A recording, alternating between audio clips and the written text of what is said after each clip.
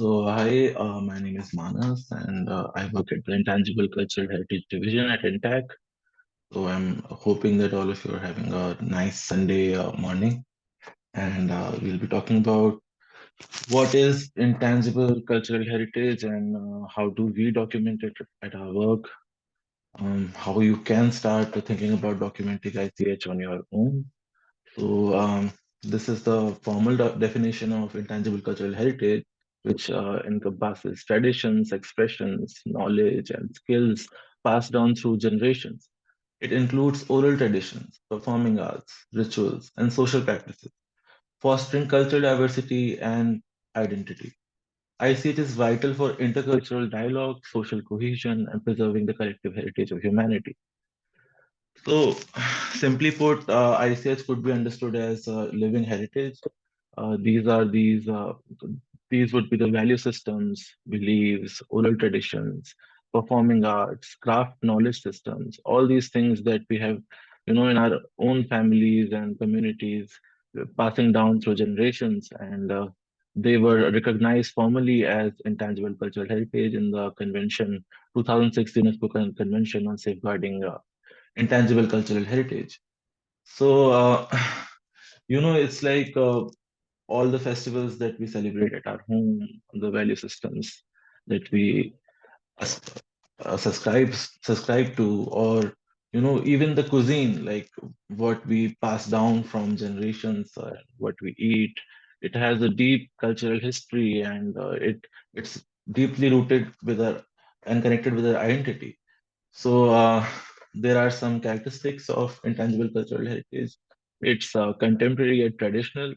ICH encompasses both inherited traditions and contemporary practices. Because the elements of ICH are constantly evolving. Like take an example of one of the easiest examples would be a language. So languages are constantly evolving, but they are also our shared collective heritage that we pass down mostly orally. So that would be one example. It is inclusive. It is shared among diverse cultural groups, fostering a sense of identity and continuity.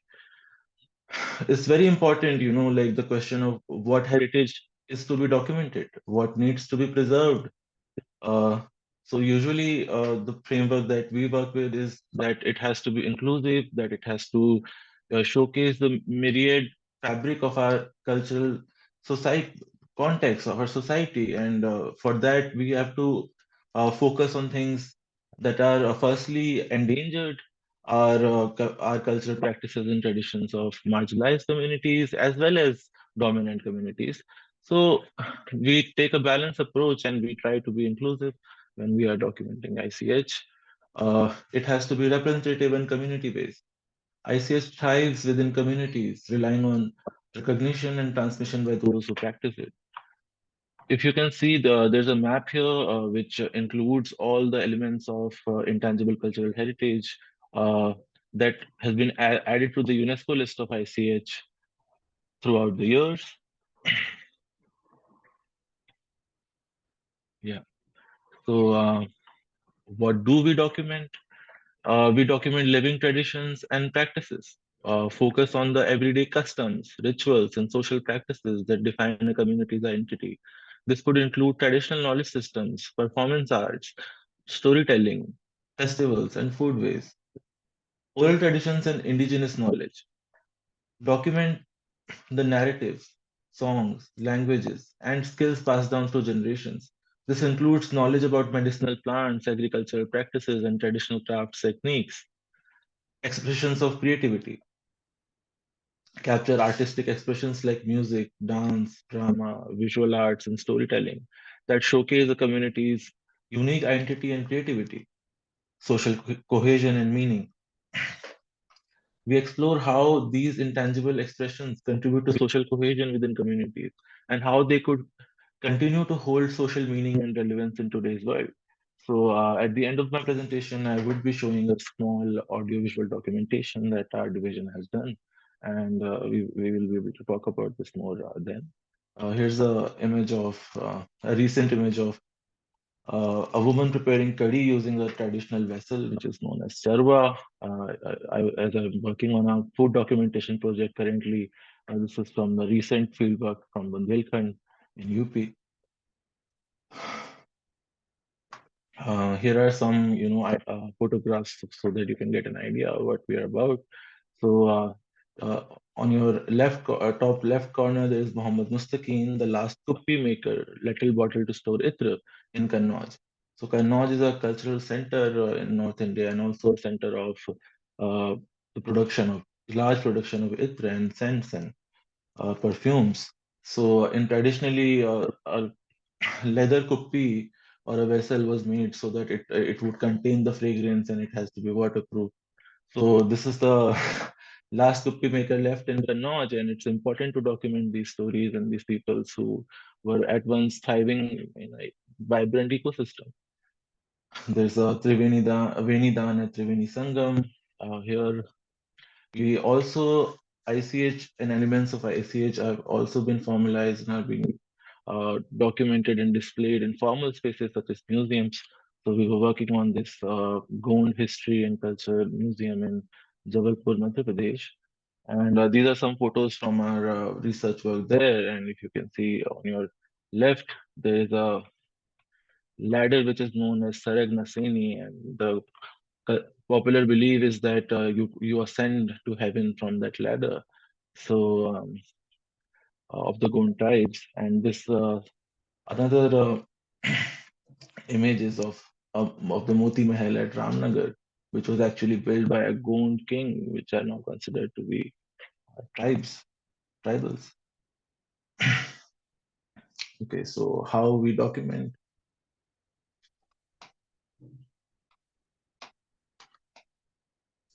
So secondary research is the first step that we need to do thoroughly before we start conducting our research and documentation. And some of the sources would be books, research articles, project reports, PhD theses, which could be found on websites like Shodhganga and Flipnet, documentaries, newspapers, archives and museums, blogs, gazetteers, brochures, etc. Uh, so, we might not all have access to institutions, and some of these articles, research papers, and books are under paywalls. So, I would suggest using websites such as SciHub to download your research papers and LibGen for your books. And we can just begin by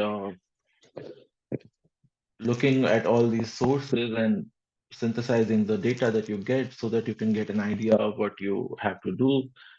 And then you select a field area or a case study.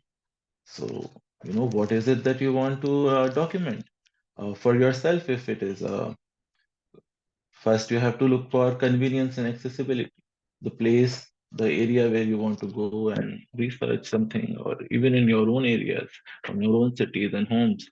You have to see, is it feasible? Is it Can it be done by us? Then you would usually look for less explored or little known places, communities, performances, culture, and many more. Maximum variation case studies in case of multiple case study areas, undocumented, endangered, or extant culture which need urgent documentation, and also the number of active bearers in a cluster. So this is a slightly technical term. Active bearers are basically uh, these few individuals in community which possess cultural knowledge, which have been passing down cultural knowledge through generations.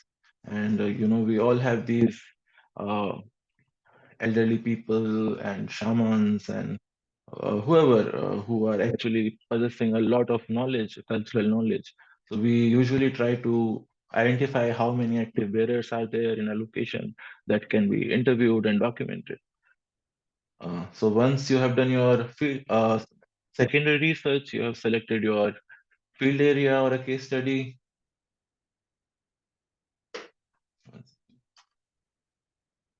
Yeah, then you select key informants, the people that you actually want to document. Those people who have key knowledge about your research topic. Then you make a list of possible informants. Key informants should be from different social statuses. They should be experts, activators, experienced observers. And in the case if you are documenting, let's say, a craft, it could also be the consumers who consume the products that are being produced in these highly specialized and heritage crafts markets. Key informant should have the capability to connect the researcher with informants.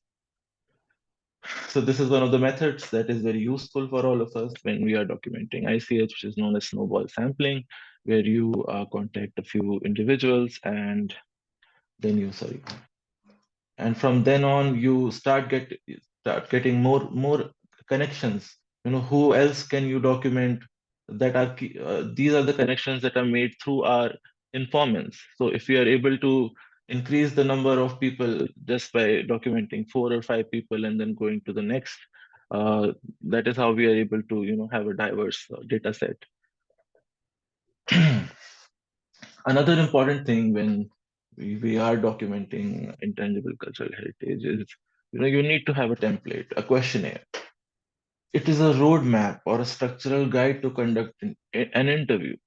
The application of questionnaire could be supervised. It could be sent by post or by email. A template should contain details like name, age, gender, address, occupation. These are all important markers of your informant, and that gives legitimacy or credibility to your research. That yeah, a template must start with generalized questions leading to focused questions. So when we are interviewing someone, let's say, for example, I am documenting some kind of culinary practice in some area, and I'm talking to a home chef. Then, if I go and start asking questions, which are very pointed questions, exactly the data that I need, that person might not know directly about that. So you start asking general questions first, and then as the person opens up and starts talking to you, then you can move on to focused questions. Because you see, documenting intangible cultural heritage is a lot about also knowing how to behave with your informants, the people that you would be documenting. So it's very important to be respectful and get their consent, and also build a relationship through time. And that is how you would be able to get better data. Structure of a template must vary with the kind of data needed, informants, and kind of research. Yeah. Okay, so if you are documenting something, you need to arrange your equipment, and generally you would need a camera, batteries, a tripod, an audio recorder, headphones to check the quality of audio recording, data cable or card reader to transfer data, and a hard drive.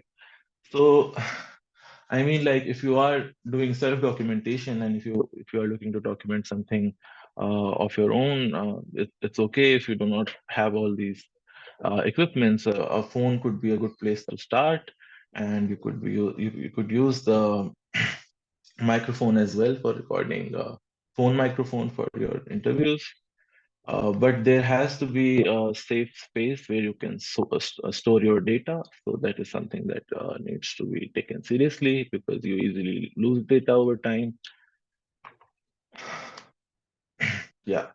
So this is about self-documentation, and you can document yourself and your community because you have a better understanding of your community than an outsider. And we need to understand that India is a country which is severely which lacks documentation, especially on intangible cultural heritage and all these things. So there are so many aspects and elements that people haven't documented before, and these could be things from our own everyday lives. They could be are some value systems or some culinary practices or some rituals that we perform in our communities or festivals or art forms or performing arts. It could be anything. So it's very important, to document your own community and yourself. In sociology and anthropology, this is understood as etic view and emic view. Emic view is your perspective, your understanding, and etic view is external researchers' understanding. Emic view and etic view. Yeah. So there are some benefits of self-documentation, which involves less funding, more scope for disseminating, and yeah, as you have unlimited time for your own research, you can do in-depth research.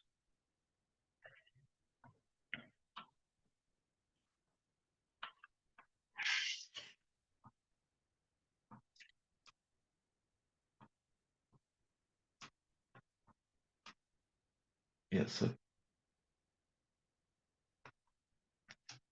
So, if we are documenting someone, how would we start? So, if you are taking an interview, you will introduce yourself to the interviewee, disclose the purpose of documentation, take interviewer's permission, which is very important, disclose where it will be published. So, these are all things that you need to convey to the person you are interviewing, which makes the whole process more ethical.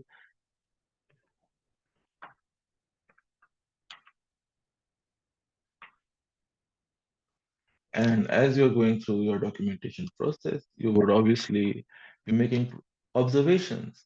It could be when it comes to performing arts, not everything can be explored through interviews. Folk performers usually do not know about steps, tunes, and costumes. They perform spontaneously. The same is the case of folk games. Rely on your observation in these cases. That could be very helpful. uh, Rituals. Rituals, festivals, and belief systems are spontaneously practiced by communities as a part of the tradition. Not everyone knows the methodological, practice oriented significance of rituals. Also, rituals vary with every family. Observe it minutely. When it comes to orality or oral literature, people usually narrate. The researcher needs to find out the genre according to the structure of the narrative. Orality can be divided into prose and verse, and further subdivided into mythology, legend, tale, proverb, riddle, sayings, and many more. And when it comes to material culture, although it seems to be a part of tangible culture and skills, but the skills associated with the making process is a part of intangible culture.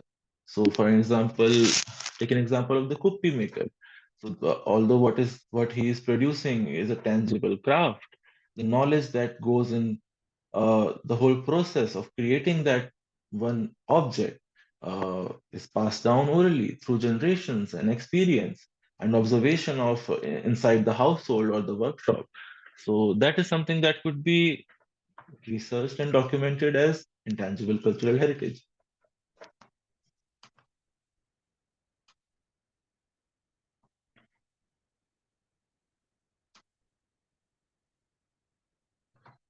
Yeah. So use the digital documenting process as well as take notes. Very important. Use a good camera for recording the interview.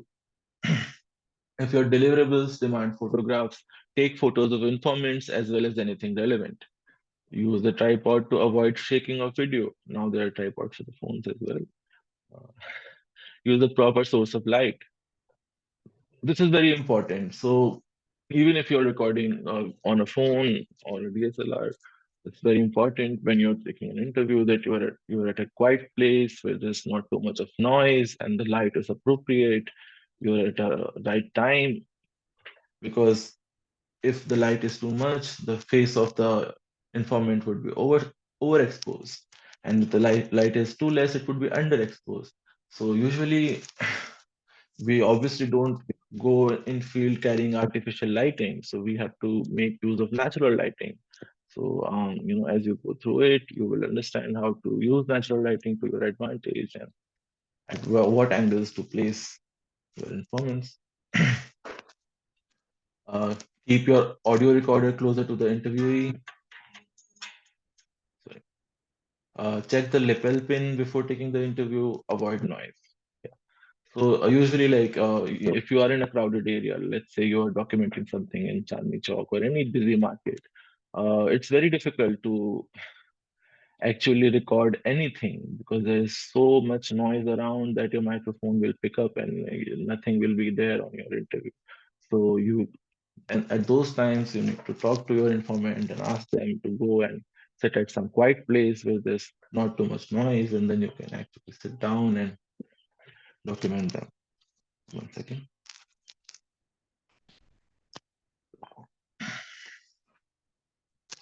Yeah, so for rainy weathers, you always need to keep extra batteries and memory backup. Yeah, and phone is always the same. Here are some do's and don'ts for ICS documentation. So, in the do's, try to accommodate yourself according to the time of informant. Yes. Be polite to the informant. Take prior consent before interviewing. Pick out a place with good light source in the context of case study as a backdrop for interview. Wear simple, regular clothes. Cross-check your equipments multiple times. Some of the don'ts would include don't disrupt the livelihood of the informant for the interview. I mean, you have to go there at the appropriate time. If the shopkeeper or the craft person is busy earning their livelihood or is involved in some activity, you obviously can't disturb their livelihood. So you have to be observant about that. Do force the sorry, don't force the informant to give data. Avoid political or any debatable statement in your question. Do not intrude in the private life of the informant.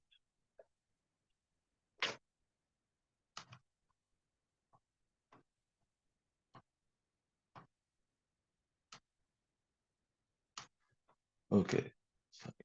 So these would be the final stages of your research. Uh, you need to take fair notes of collected data. Then you need to make transcripts of interviews. This is important. The transcriptions, I'm sure you would be aware, basically means writing down your interviews, and there are different methods of doing transcriptions. You can look into that. It's very important that you transcribe all of your interviews, especially if you're writing a research paper or a report. Assort the photos, videos, and audio recordings from the field, analyze the data, and then you prepare deliverables. I will talk about what those could be ahead. In the case of a documentary, treat the videos and audio recordings when you prepare the outcome of research and you decide whom to present and maybe copyright issues. That is something that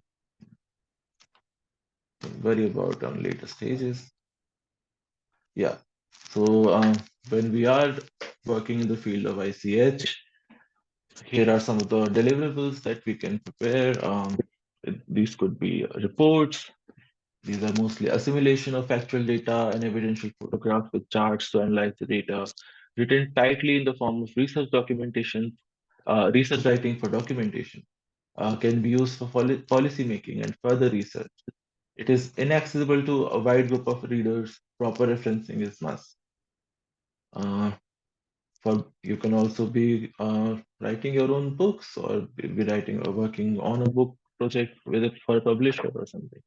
A good to read narrative with factual data, photographs and charts, yeah, can or cannot be used for policy making or for further research. Accessible to large reader. Proper referencing is a must. Coffee table books is a fun to read narrative with a major focus on photographs. CTBs cannot be used for policymaking but is significant for future research. Accessible by a wide range of readers, referencing can be flexible. Uh, I'm actually aware of several undergraduate students creating their own coffee table books as part of their bachelor's program and actually working on various elements of intangible cultural heritage in some universities. And that could be a fun thing. You could be able to publish a nice book and document something important to yourself and to your community and in a very uh, visually appealing format. And then AV documentation is also a big part of what we do, which is audiovisual documentation, and they are usually used factual data and evidential videos of the making process. You need to make that. AV documentation can be used for policy making as well as future research, the most lively form of documentation for archive. Yes, referencing can be very flexible.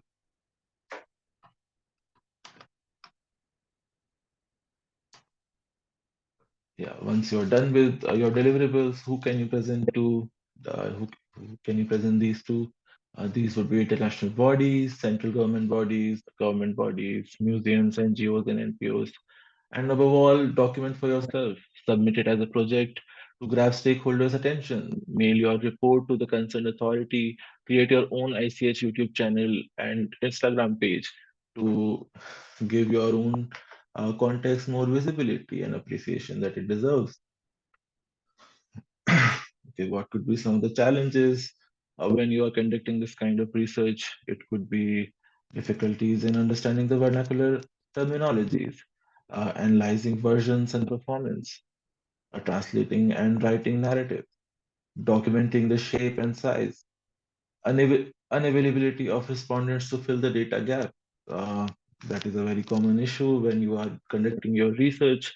What the data that you're looking for is not available you're not able to find it through your interviews. Uh, in those cases, it is very important to use libraries, books, and archival sources to fill in the data gaps. Okay, so I would like to end this presentation with a small 2-3 minute video. It's part of Vineyards of Ramayana, Ramayana project that our division has been working on for the past 3 years. And basically, what we have tried is to document in a appealing form for a wide population various performing arts and traditions that are practiced in relation to Ramayana. How the Epic of Ramayana is the part of the cultural fabric and displays various things about that epic by looking at what kind of communities perform. Sometimes they are Dalit communities or tribal communities. Uh, so this is of the shadow puppetry, traditional shadow puppetry of Odisha.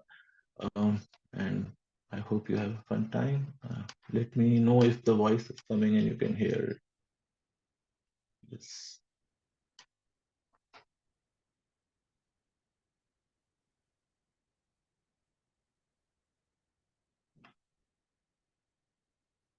Can you hear anything? Hello, yes. So if anybody has any questions, they can ask now. Is the video audible? No, Um, actually, no, we don't have any audio. Okay, let me wait. You would have to share with audio. Yeah. I just share this. Sorry.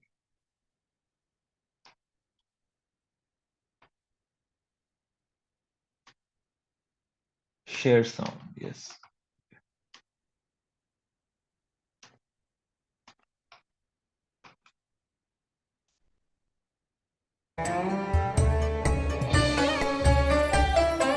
Can you hear?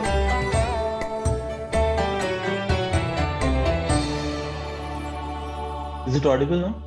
Sorry. Yeah. Okay.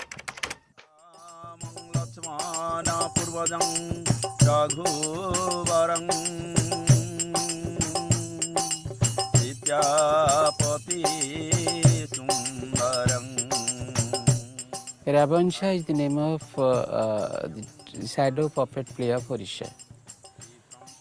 We cannot claim when this tradition began, but the nomenclature of this shadow puppet tradition is absolutely new.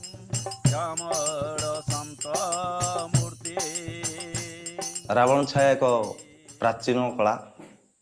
ଏହା 500 ବର୍ଷର ପୂର୍ବର କଳା ବୋଲି କୁହାଯାଏ।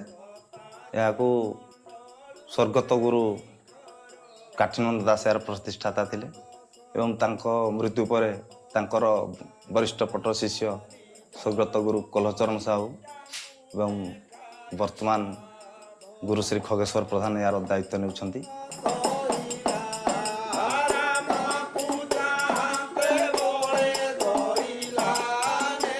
ଏଇଟା ଯେତେବେଳେ ଭାଟ ଜାତିର ଲୋକମାନେ ଆଠମଲ୍ଲିକରୁ ଇଆଡ଼େ ଆସିଲେ, ଏ ଗାଁରେ ଯେତେବେଳେ ବସବାସ କରିକିରି ରହିଲେ, ସେମାନେ ତାଙ୍କର ଏ ରାବଣ ଛାୟା ଆରମ୍ଭ କଲେ।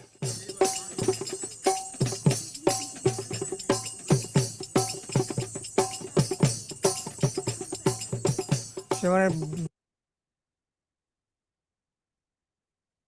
ଭିକ ମାଗି ମାଗି ମାଗି ମାଗି ଗାଁ ଗାଁ ବୁଲି ବୁଲିକିରି ଖାଉଥିଲେ। ସେମାନେ ସେଠୁ ଏଇଟା ଗୋଟେ ନାଚ ତାଙ୍କର ସୁର ଆରମ୍ଭ କରିଛନ୍ତି। କୋଉଠୁ ସେମାନେ ଜାଣିଥିଲେ, କୋଉଠୁ ଦେଖିଥିଲେ ଆମକୁ ତ ମାଲୁମ ନାହିଁ, ଆମେ ବି କହିପାରିବୁନି। କିନ୍ତୁ ତାଙ୍କ ସେ ଭାଟ ଜାତିର ଲୋକମାନେ ହିଁ ଏଟାକୁ ଆରମ୍ଭ କଲେ। Rama is Parang Brahma. Parang Brahma does not cast shadow. Shadow is impure. Brightness is pure. Spiritualism is pure. So that does not cast shadow. So how do you are these two words chaya for the sake of the divine? So that would be injustice.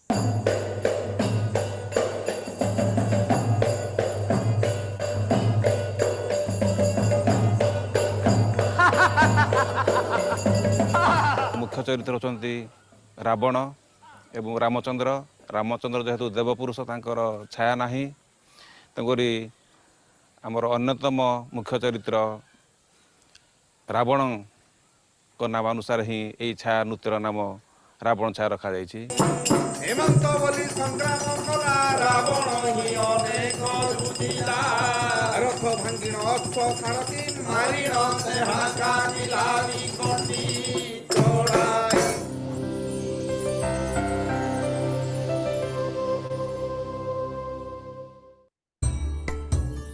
Yeah.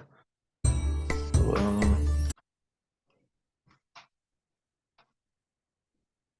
concluding, I would just like to say that ICH is something which is part of a global framework that was started by UNESCO. It's an internationally recognized term, and if you use this format and this form by, if you are kind of interested in documenting culture, intangible culture. Then, if you use the frameworks of ICH that have been worked upon for the past 60 years by a lot of scholars, it would give your work and your documentation much more credibility and recognition.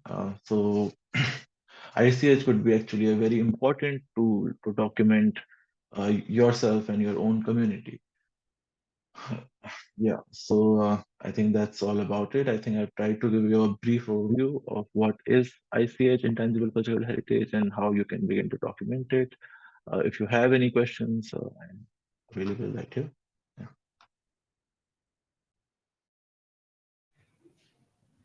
Yeah, we'll take questions now. You can also type in your questions or unmute yourself and ask question.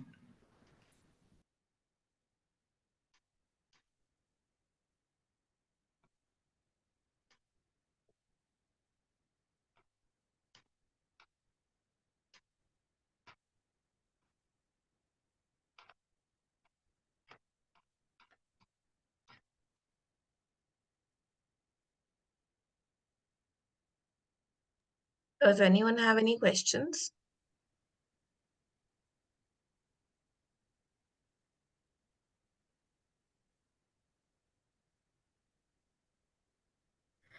Okay, so yesterday we were having this discussion, and let's just till the time everybody thinks of a question, let's just bring our attention to that. So basically, people wanted to know, if some site is protected by, say, ASI or some other institution. So, but it's surrounding intangible heritage, or say the festivals that are, or the rituals that are conducted at that site. I mean, and that makes the site a kind of a living heritage. So, what kind of documentation should we do then, like in terms of documenting intangible heritage? If you could, just say something about that. It's not a question, it's just, to, just bring into the discussion this aspect. Sure, sure. That's a very nice question. And actually, ICH and heritage conservation too, there is a confluence, and it is a very important one. Um, so if there is a site where there are some kind of beliefs or rituals or some kind of folk tales or legends that surround that monument or a site, the starting way could be to start documenting the communities that inhabit that space. So one of the examples like would be Nizamuddin and all the structures that you can see from later Mughals to Sultanate times are are exist in a community and an ecosystem of beliefs and stories and various landscapes of religion and divinity. So we can all begin with documenting the people who inhabit those spaces and what are their what is their relationship with the site. So that would give more insights into how important it is the relationship between ICH and heritage conservation.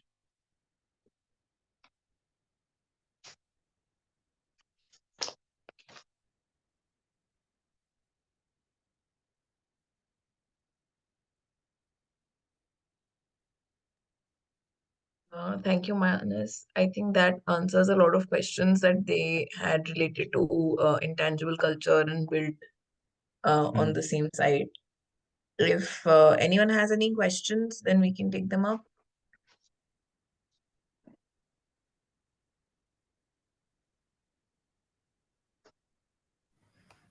No I would questions. just say that people should ask questions, Yes.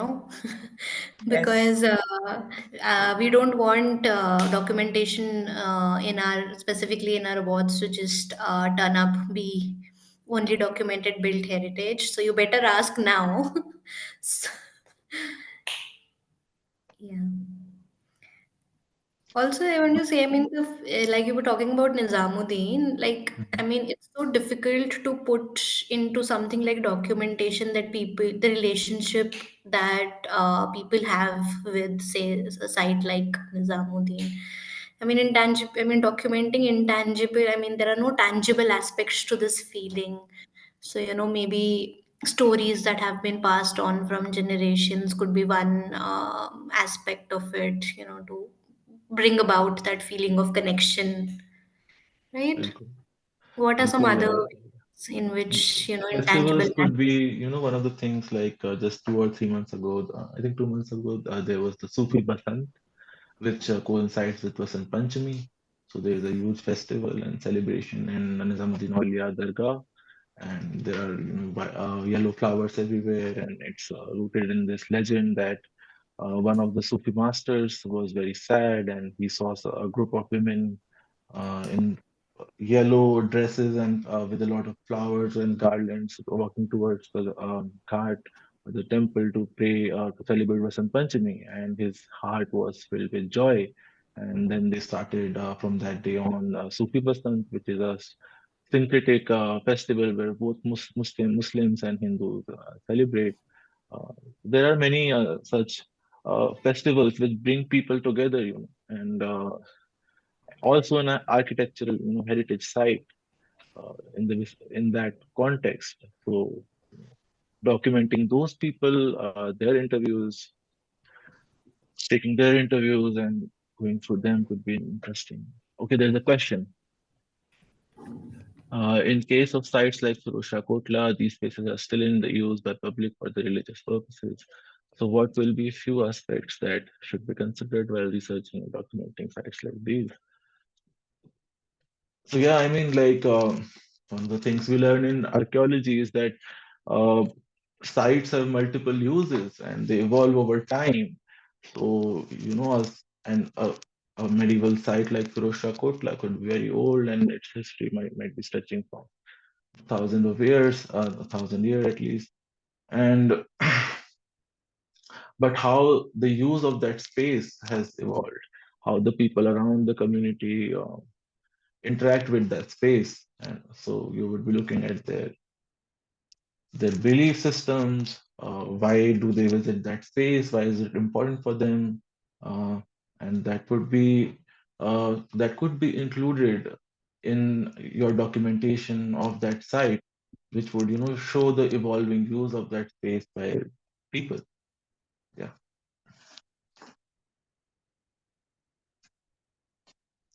I hope that answers your question. Are there any further questions that we may have? Um, Especially if you want to ask any questions regarding site, the kind of sites that you can do, what are the things that you aspects you can cover in tangible culture. If there are any ideas that you guys have, you can definitely ask.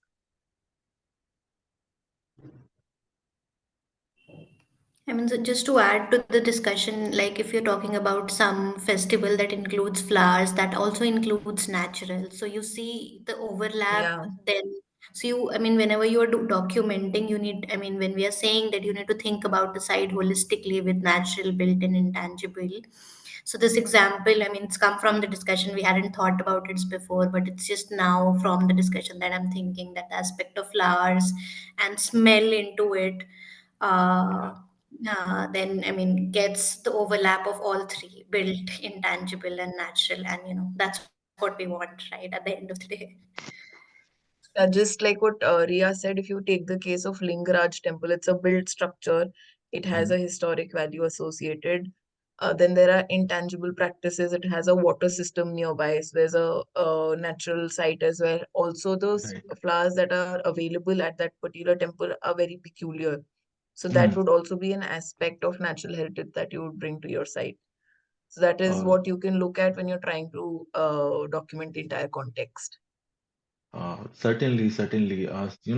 So another important thing in the whole area of Western India and Himalayan states and also Northeast, there are very many sacred groves which have been cultivated, and they are usually for generations, and those trees would not be cut, and the whole forest area would be considered sacred, and there would be a whole lore, legends, and those places would usually be coinciding with a built heritage structure, which is a temple or any holy site or something like that.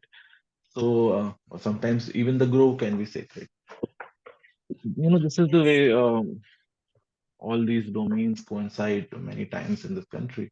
Thank you, Yes. Manas, so much for joining us today. Thank you, man. Really great. Yeah.